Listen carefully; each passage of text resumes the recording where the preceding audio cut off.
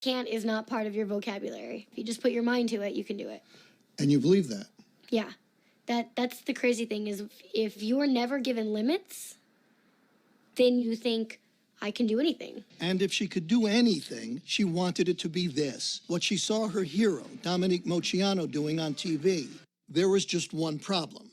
Jennifer was born without legs, a devastating birth defect that had led her natural parents to abandon her the day she was born.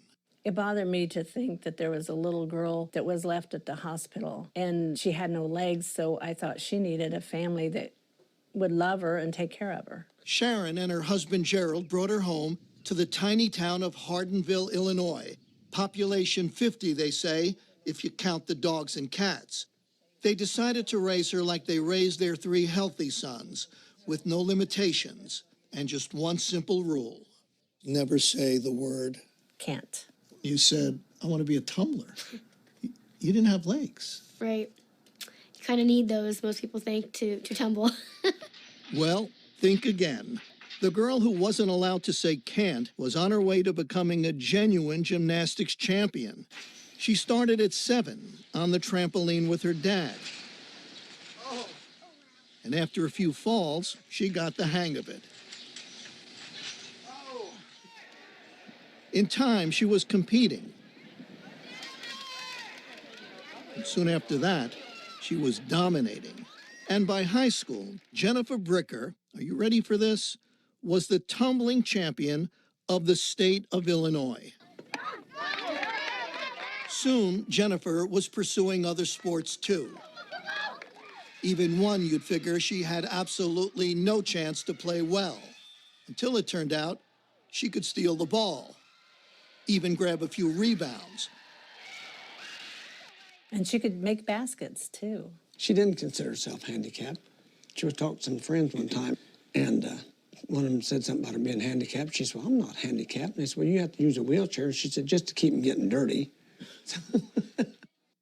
One day at age 16, out of curiosity, Jennifer asked her mother a question. Hey, is there anything that you, know about my adoption or biological family that you didn't tell me? I said, okay, but you got to sit down. And she said, Mom, I'm always sitting.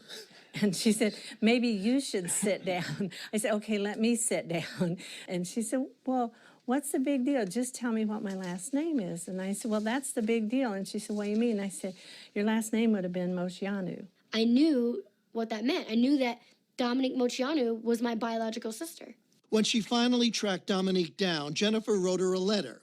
Inside the envelope were adoption papers, a photograph, and a stunning piece of news. My biological last name is Moceanu. That line, I was just like, I can't believe this is happening. Everything was there. The evidence was there.